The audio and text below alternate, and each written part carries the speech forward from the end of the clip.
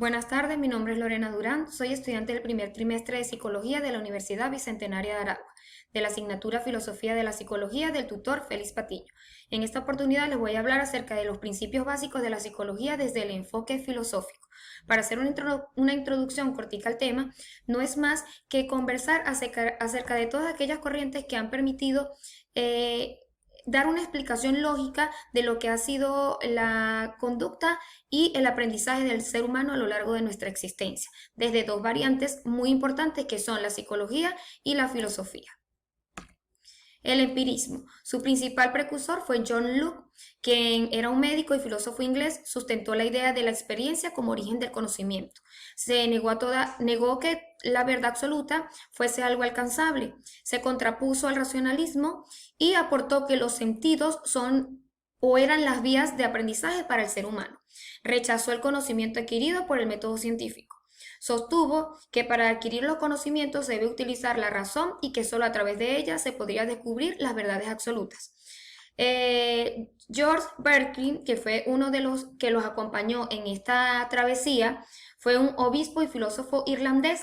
Desarrolló la corriente de la filosofía basada en el empirismo llamada inmaterialismo o idealismo subjetivo. David Hume, que fue otro de los precursores que lo acompañó, fue un economista, historiador y filósofo escocés. La fenomenología. Su precursor principal fue Edmund Husserl, fue un filósofo y matemático alemán. El estudio y la descripción de los fenómenos de la conciencia en cuanto a la experiencia subjetiva. Aportó que el ser humano debía tener una autoconciencia, determinar si tales contenidos son reales, ideales o imaginarios. Ha sido el gran contribución en las disciplinas que tratan de comprender a los seres humanos como lo son la sociología, la psicología y la pedagogía. Examinar todos los contenidos de la conciencia, es decir, tener conciencia del objeto como cosa sensible. No es más que aportar todos aquellos que si el aprendizaje del ser humano tenía algo que ver con el idealismo o era algo real o provenía por lo contrario de algo imaginario. Sus principales representantes fueron Marx, quien desarrolló el método de Husserl para abarcar el método científico. En el caso de Friedrich, quien empleó el término de su estudio del sistema como el sistema divino de las relaciones, y David Hume, partidario del escepticismo, que toma al enfoque fenomenológico en todo su tratado sobre la naturaleza humana y el método adecuado a la ética. El positivismo. Auguste Comte fue su principal representante y se basó en unos principales ideales como fue el mecanicismo y el realismo y el materialismo. En este caso hablamos del positivismo, que es una corriente filosófica que afirma que todo el conocimiento deriva de alguna manera de la experiencia, la cual se puede respaldar por medio del método científico. Por tanto, rechaza cualquier conocimiento previo a la experiencia. Apoyó o aportó la ley de los tres estados: el teológico o ficticio, estado metafísico o el abstracto y el estado científico o positivo. Promueve como válido el conocimiento de carácter científico respaldado por el método científico, valga la redundancia. El materialismo, conocer es copiar la realidad, y el realismo, los fenómenos explicados son mecánicos.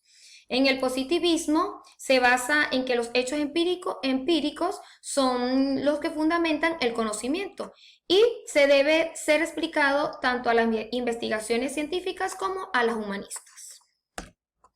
El postpositivismo. Sir Karl Popper fue uno de sus precursores y denominó paradigma cualitativo fenomenológico, que estudia los significados de las acciones humanas y de la vida social. Aunque existe un mundo real manejado por causas naturales, es imposible para los humanos poder percibirlo en su totalidad, debido a que sus mecanismos intelectuales y sensoriales son imperfectos. También se inspiran en el constructivismo social para formar su comprensión y definición de la realidad.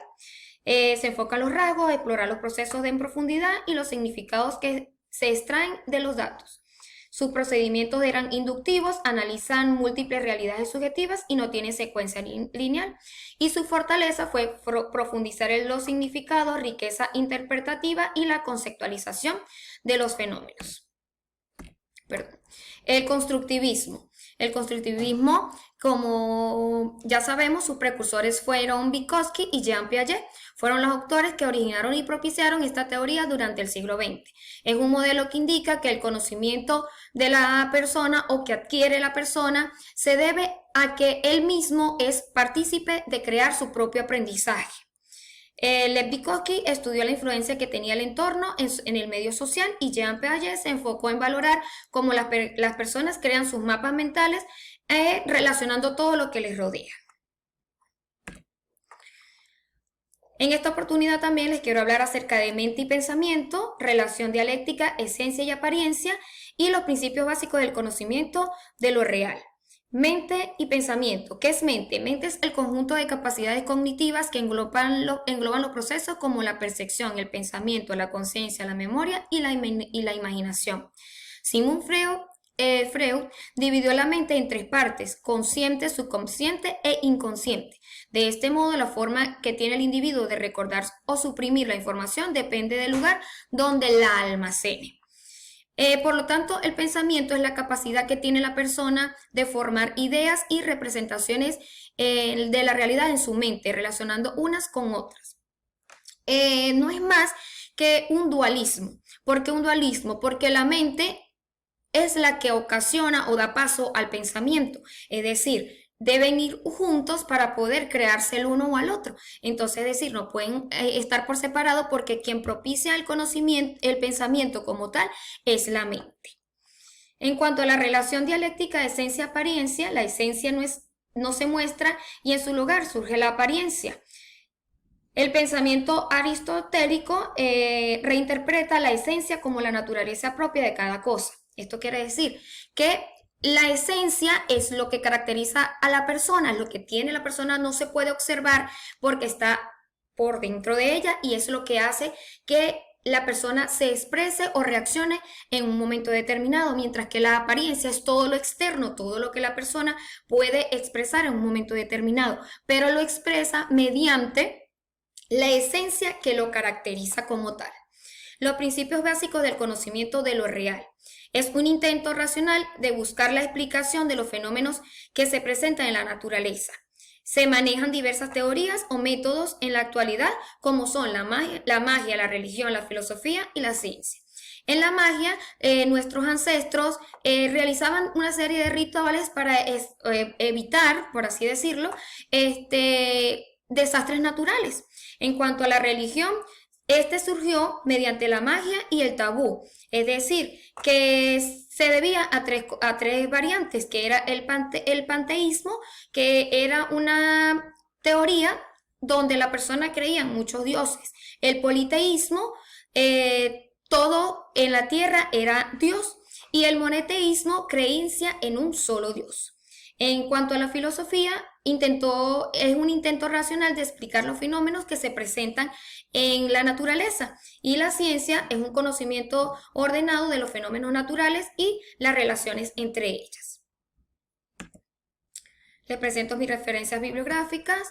Muchas gracias, espero que haya sido de su agrado y que la explicación de este tema haya sido lo más concreto posible. Muchas gracias.